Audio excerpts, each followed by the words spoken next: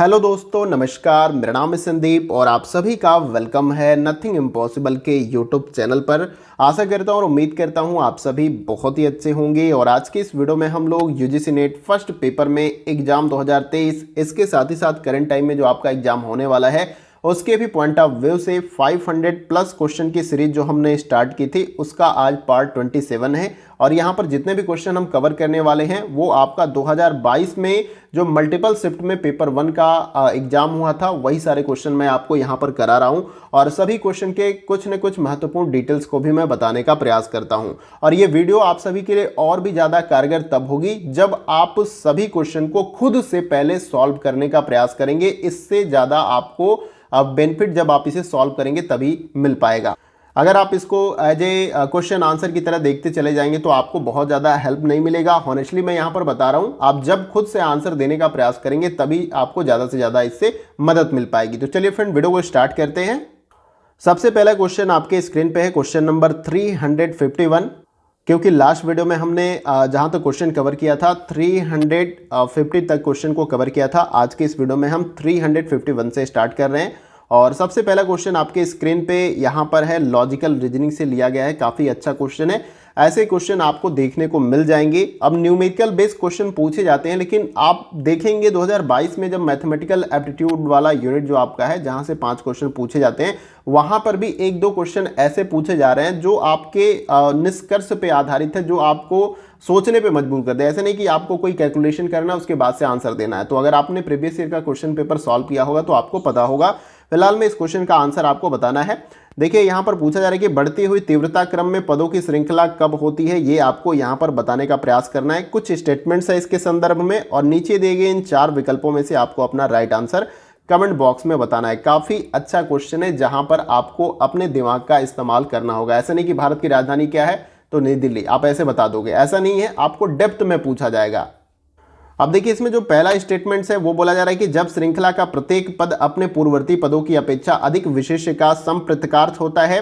B है आपका, जब श्रृंखला का प्रत्येक पद अपने पूर्ववर्ती मतलब पहले, जैसे 1 2 3 4 इस तरीके से, यानी कि 2 का पूर्ववर्ती क्या होगा, ये आपका मतलब 2 से जो पहले आपका है ये आपका पूर्ववर्ती, यानी पूर्व मतलब उससे पहले, अनुवर्ती का मतलब उससे आगे, इस तरीके से आप इसको समझ सकते हैं। फिर सी है, जब श्रृंखला का प्रत्येक पद अपने पूर्व पद से कम विशेष्य का संप्रतिकार्थ हो।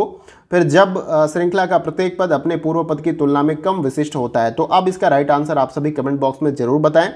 वीडियो को पॉज करेंगे तो आपके पास पर्याप्त समय होगा क्वेश्चन का आंसर देने के लिए। देखिए यहाँ पर इस क्वेश्चन का जो हमारा राइट आंसर हो जाएगा वो है आपका ऑप्शन नंबर सी, यहां पर राइट आंसर हो जाएगा। यहां पर एक तो आपका ए राइट हो जाएगा, फिर उसके बाद से बी क्या हो जाएगा आपका यहां पर राइट हो जाएगा। तो याद रखना है आपको कि बढ़ती हुई तीव्रता क्रम में पदों की श्रृंखला जो है कई प्रकार से हो सकती है, लेकिन इसमें 2 जो है आपके सही हो जाएंगे। जब श्रृंखला प्रत्येक पद अपने पूर्ववर्ती पदों की अपेक्षा अधिक विशेष्य का संप्रतिकार्थ होता है तब ये जो है आपका सही होगा।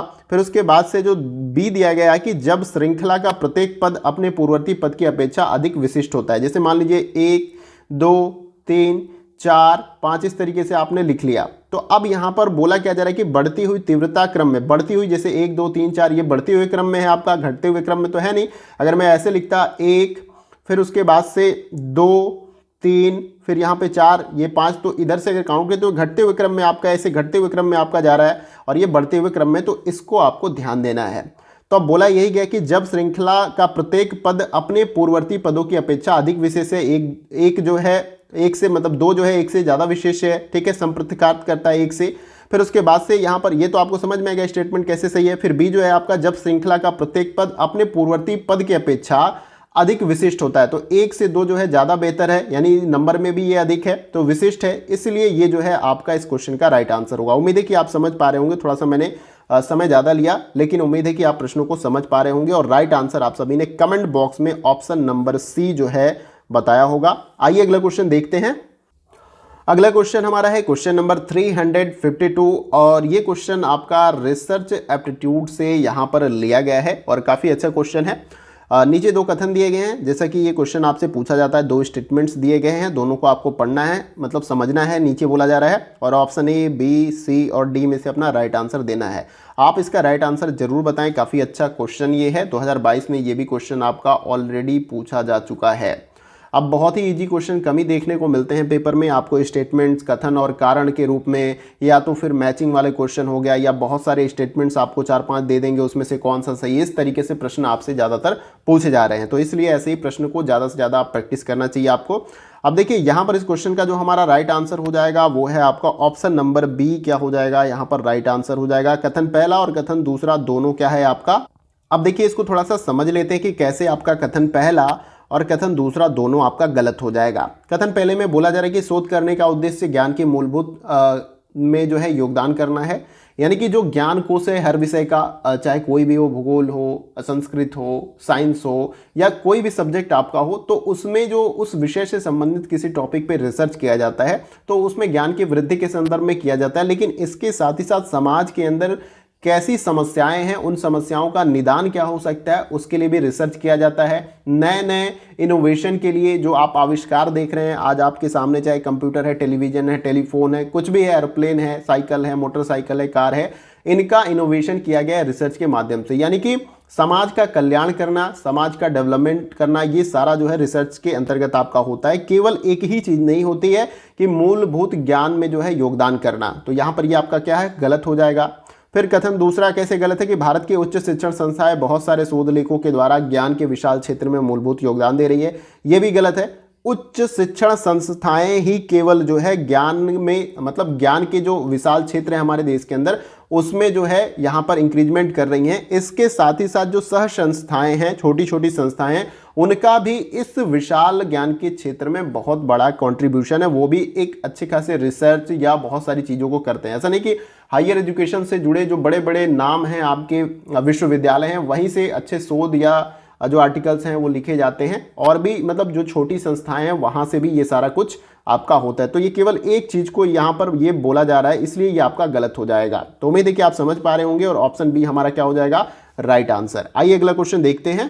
अगला क्वेश्चन हमारा है क्वेश्चन नंबर 353 और ये भी क्वेश्चन आपका रिसर्च एप्टीट्यूड से ये लिया गया है। अब देखिए इसमें बोला क्या जा रहा है कि जब वैकल्पिक प्रकल्पना, यानी कि जो आपका वैकल्पिक हाइपोथेसिस होता है, स्वीकार्य हो, निराकरणीय प्रकल्पना के अस्वीकार होने की प्रसंभाव्यता कहलाती है। अब आपको यहाँ पर इन चारों विकल्पों में से बताना है कि जब वैकल्पिक परिकल्पना जो है आपकी प्रकल्पना या हाइपोथेसिस स्वीकार हो और निराकरणीय प्रकल्पना के अस्वीकार होने की प्रसंभावना क्या कहलाती है, यहाँ पर यही पूछा जा रहा है। पहला है आपका अस्वीकृति पारस, जिसको इंग्लिश में रिजेक्शन रेंज भी बोला जाता है। बी है आपका सीमांकन, और फिर उसके बाद से सी है आपका यहाँ पर मानिक घटना, और डी है आपका शक्ति। इन चारों में से आपको अपना राइट आंसर बताना है।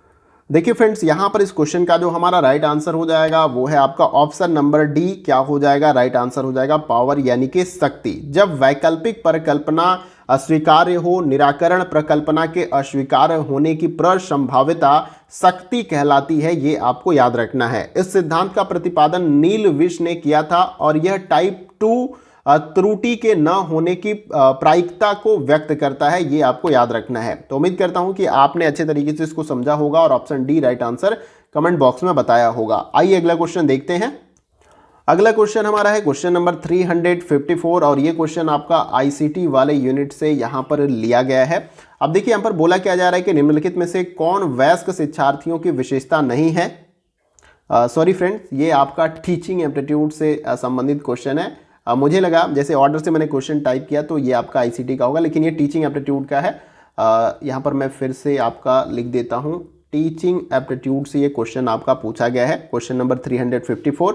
इसमें बोला क्या जा रहा है कि निम्नलिखित में से कौन सा वयस्क शिक्षार्थियों की विशेषता नहीं है, ये आपको बताना है। जो वयस्क शिक्षार्थी हैं, आप हैं, हम हैं, या और भी जो भी मैच्योर्ड हैं, 18 या 19 से ऊपर के जो छात्र हैं, उनके बारे में पूछा जा रहा है यहाँ पर कि वयस्क शिक्षार्थियों की विशेषता क्या नहीं है। और यहाँ पर कुछ स्टेटमेंट्स है बी, सी, डी, ई, इनको देख लेना है आपको, और नीचे दिए गए विकल्पों के अनुसार यानी ऑप्शन ए, बी और सी और डी में से अपना राइट आंसर कमेंट बॉक्स में बताना है। देखिए ऐसे ही क्वेश्चन आपको मिलेंगे इतने बड़े बड़े। अभी थोड़ा सा इंग्लिश वाला वर्ड यहाँ पर लिख दिया गया है, इसको ट्रांसलेट करके, तो ये क्वेश्चन और बड़ा लग रहा है। इसको मैं इरेज कर देता तो थोड़ा छोटा आपको लगता, लेकिन ऐसे क्वेश्चन आपको देखने को एग्जाम में मिलेंगे।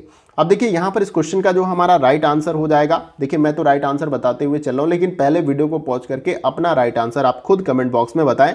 तो यहाँ पर इस क्वेश्चन का जो हमारा राइट आंसर होगा वो है आपका ऑप्शन नंबर सी। क्या हो जाएगा? राइट आंसर यहाँ पर हो जाएगा केवल सी, और इसके साथ ही साथ ई आपका क्या हो जाएगा?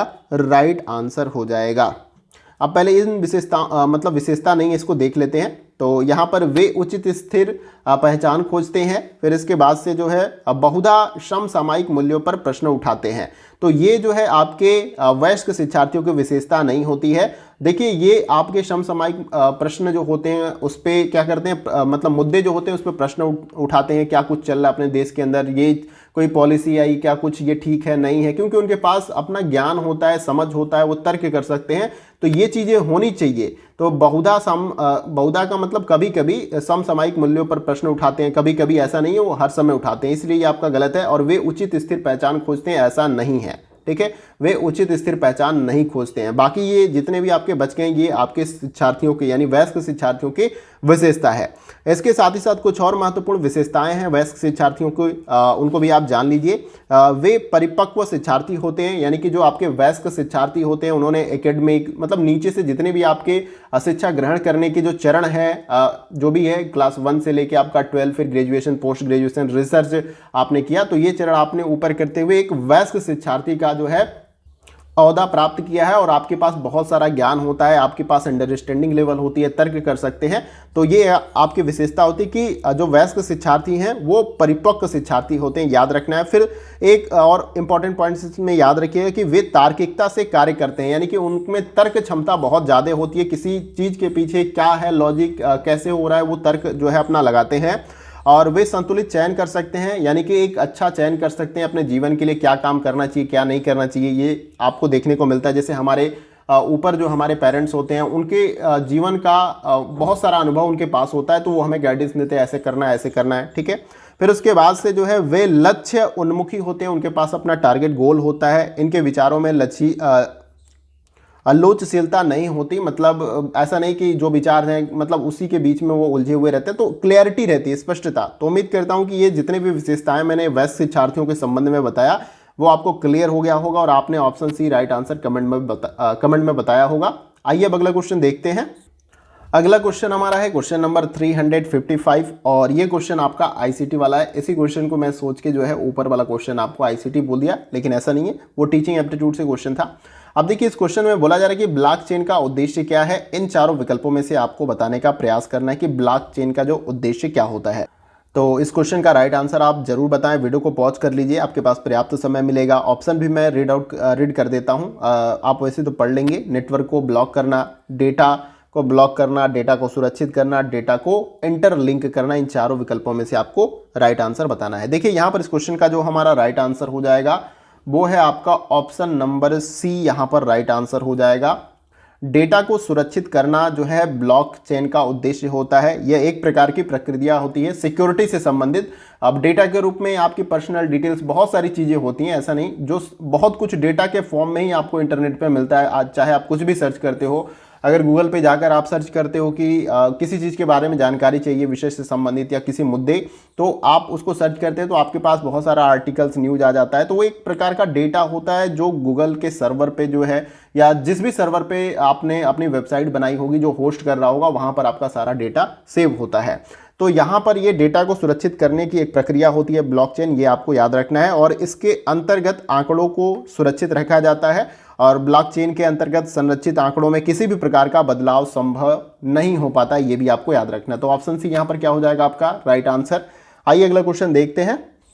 अगला क्वेश्चन हमारा है क्वेश्चन नंबर 356, और ये भी क्वेश्चन आपका आईसीटी वाले यूनिट से यहाँ पर लिया गया है। इसका राइट आंसर आपको बताना है। दो कथन यहाँ पर दिए गए हैं और इन दोनों को अच्छे से समझ लेना, और ऑप्शन ए, बी और सी और डी में से अपना राइट आंसर क्या करना है कमेंट बॉक्स में आपको बताने का प्रयास करना है। कथन पहले में देखिए, बोला जा रहा है कि कंप्यूटर का हार्डवेयर इसके भौतिक एवं मूर्त विशेषताओं को निरूपित करता है।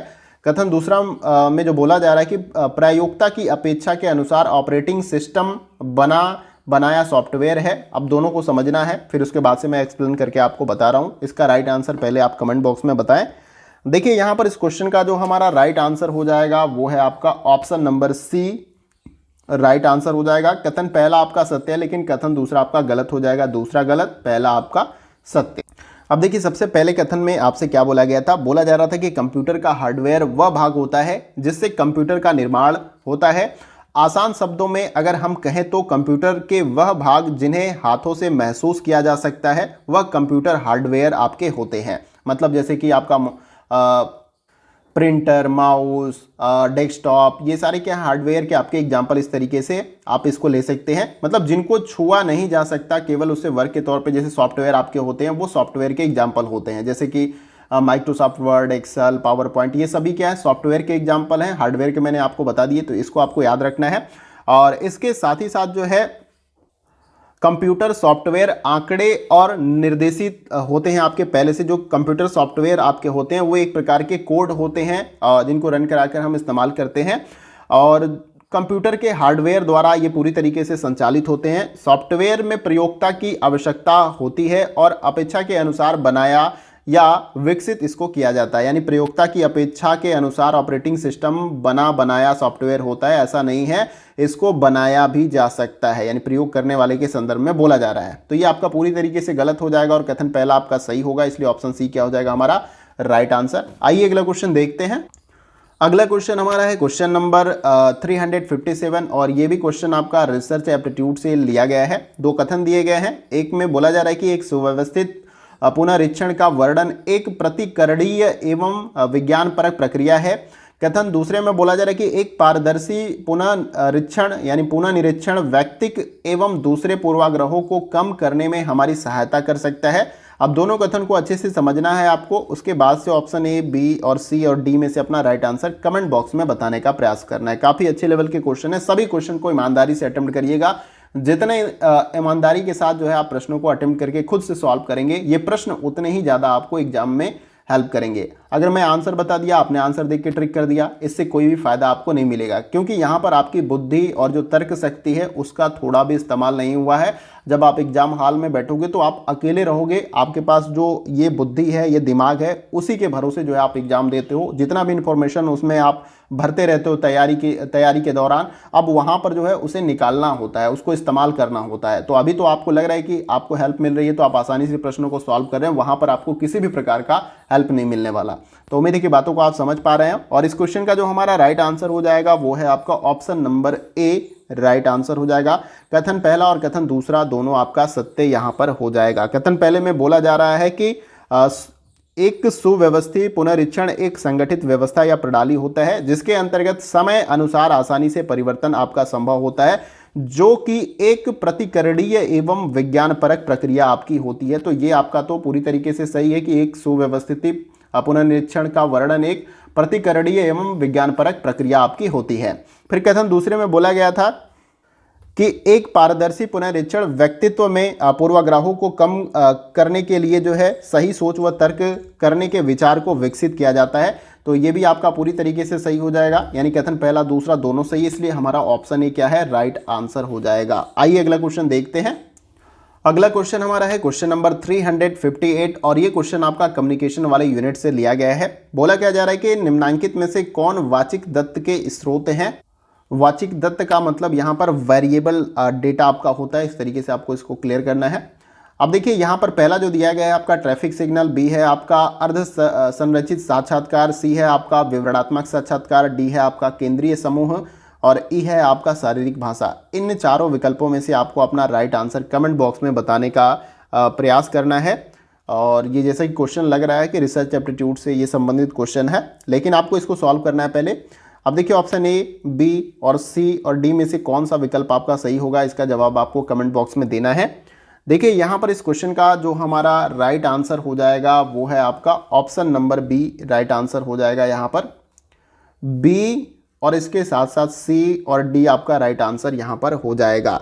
याद रखना है आपको कि ऐसे दत्त यानी कि ऐसे वेरिएबल डेटा जिनमें संख्याओं का प्रयोग न्यूनतम या ना के बराबर होता है, अर्थात सभी दत्त पूर्णतः शब्द द्वारा प्रेषित हों, वाचित जो आपका बोला गया यहाँ पर वाचिक दत्त कहलाते हैं, ये आपको याद रखना है। वाचिक दत्त के कई सारे स्रोत हैं, जिसमें अर्ध संरचित साक्षात्कार है, विवरणात्मक साक्षात्कार है, केंद्रीय समूह पुस्तकें इत्यादि जो है आपके वाचिक दत्त यानी कि वेरिएबल डेटा के आपके यहाँ पर एग्जाम्पल हैं। तो उम्मीद करता हूँ कि आपने अच्छे तरीके से समझा होगा और राइट आंसर कमेंट बॉक्स में ऑप्शन नंबर बी बताया होगा, तो ये आपका सही आंसर हो जाएगा। आइए अगला क्वेश्चन देखते हैं।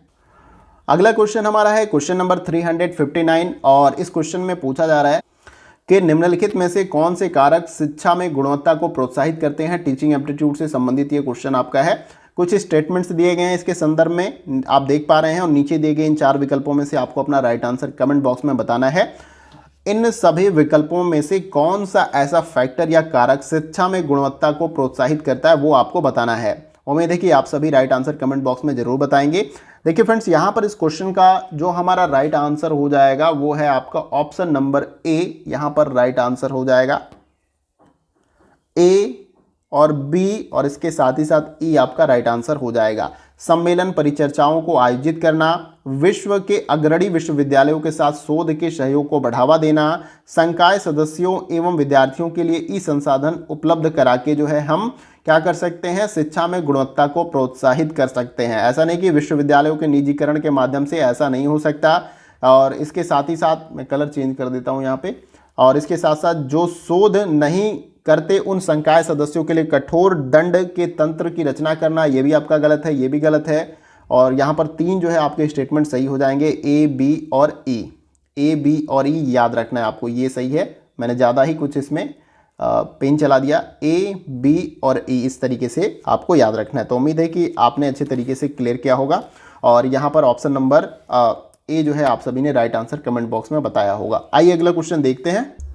अगला क्वेश्चन हमारा है क्वेश्चन नंबर 360 और ये क्वेश्चन आपका मैचिंग वाला क्वेश्चन है, और ये हायर एजुकेशन वाले यूनिट से ये क्वेश्चन आपका लिया गया है। ये भी 2022 में पूछा गया है। एक तरफ सूची 1 में संस्थाएं दी गई हैं, सूची 2 में विषय क्षेत्र उनके दिए गए हैं। तो सिंपली आपको संस्थाओं को उनके विषय क्षेत्र के साथ मैच करना है, और ऐसे क्वेश्चन आपसे एग्जाम में एक हायर एजुकेशन से संबंधित पूछ ही लिया जाता है। अब इसे आप मैच करके इन 4 विकल्पों में से अपना राइट आंसर कमेंट बॉक्स में बताएं। आइए तब तक हम इसे मैच कर लेते हैं। अब देखिए सबसे पहले यहाँ पर क्या दिया गया है। सबसे पहले आपको दिया गया है ICSSR, यहाँ पर अंग्रेजी वाला आपको देख लेना है। तो ये आपका किसके साथ मैच हो जाएगा, दूसरे के साथ ये आपका मैच हो जाएगा। सोशल साइंस सामाजिक विज्ञान के क्षेत्र से संबंधित है, और इसका फुल फॉर्म भी आपको याद रख लेना है। इसका फुल फॉर्म होता है Indian council of social science research, जो है इसका फुल फॉर्म होता है ICSSR का। फिर दूसरा यहाँ पर बी दिया गया है आपका DST का, ये किसके साथ आपका मैच हो जाएगा, ये आपका तीसरे के साथ मैच हो जाएगा। ये जो है आपका साइंस या विज्ञान विशेष क्षेत्र से संबंधित है, जिसका फुल फॉर्म होता है department of science and technology, जो है आपका DST का फुल फॉर्म होता है, ये भी आपको याद रखना है। फिर सी आपका दिया गया, ये किसके साथ मैच हो जाएगा, ये आपका चौथे के साथ मैच हो जाएगा। यहाँ पर ये आपका मेडिसिन यानी कि आयुर्वेद से आपका संबंधित है, ICMR, जिसका फुल फॉर्म होता है आपका Indian council of medical research, जो है इसका फुल फॉर्म होता है। फिर डी जो है आपका यहाँ पर पहले के साथ मिल जाएगा, ये जो है ICPR, ये आपका दर्शन शास्त्र यानी फिलोसफी विषय क्षेत्र से आपका संबंधित है, जिसका फुल फॉर्म होता है Indian council of philosophical research, जो है यहाँ पर इसका फुल फॉर्म हो जाएगा। तो जैसे हमने मैच किया उसके अकॉर्डिंग जो हमारा राइट आंसर हो जाएगा वो है आपका ऑप्शन नंबर डी। तो यहाँ पर ऑप्शन नंबर डी क्या है, राइट आंसर हो जाएगा। तो अगर डी ऑप्शन आपने लगाया तो ये आपका सही आंसर हो जाएगा। तो उम्मीद करता हूँ कि अच्छे तरीके से प्रश्नों को आपने सॉल्व किया होगा, और यहाँ पर आज के इस वीडियो का सेशन कंप्लीट होता है। और जितने भी मैंने क्वेश्चन कराए 10 क्वेश्चन कराए, और 10 क्वेश्चन में से आपके कितने क्वेश्चन यहाँ पर राइट हुए आप कमेंट बॉक्स में मुझे लिखकर जरूर बताइएगा। और किसी क्वेश्चन को लेकर अगर आपको डाउट होता है तो वो भी आप कमेंट बॉक्स में मुझे बता सकते हैं। मैं उसके सॉल्यूशन को अगर संभव हो तो कमेंट बॉक्स में लिखकर बताऊं, नहीं तो नेक्स्ट वीडियो में मैं उस क्वेश्चन को पुट डाउन करूंगा और उसको एक्सप्लेन करके आपको क्लियर करूंगा। और इसके साथ ही साथ वीडियो कहीं से भी अच्छा लग रहा है, ये हमारा एफर्ट या प्रयास आपको लग रहा है कि काफ़ी महत्वपूर्ण है, इससे हेल्प हो रही है, तो आप लाइक करके जो है हमें अप्रिशिएट कर सकते हैं। इसके साथ ही साथ जो है वीडियो को शेयर करें मैक्सिमम दोस्तों के साथ, ताकि उनको भी इस वीडियो से हेल्प मिल सके। अगर आप चैनल पर नए हैं तो चैनल को सब्सक्राइब करिएगा, और उसके बगल में ये जो बेल आइकन का बटन होता है इस प्रकार से, उसको आपको प्रेस कर लेना है न्यू वीडियो के अपडेट्स को पाने के लिए। इसके साथ ही साथ एग्जाम रिलेटेड जो भी अपडेट्स आती हैं ऑथेंटिक वे में जानकारी हम आपको प्रोवाइड करते हैं। एडमिट कार्ड के संदर्भ में कोई भी अपडेट जैसे ही निकल कर आती है, चाहे एग्जाम सिटी इंटीमेशन जो लेटर होता है आपके शहर की सूचना, वो सारी जानकारी, जो कुछ भी अगर ऑथेंटिक वे में आएंगे, अटकलें तो आप यूट्यूब पे देख पा रहे होंगे भर भर के आपको मिल जाएंगी, लेकिन जब ऑथेंटिक जानकारी मिलेगी मैं आपके साथ जरूर साझा करूंगा। तो दोस्तों आज की वीडियो में बस इतना ही, फिर मिलते हैं अगली वीडियो में कुछ महत्वपूर्ण प्रश्नों के साथ। तब तक के लिए जय हिंद, जय भारत।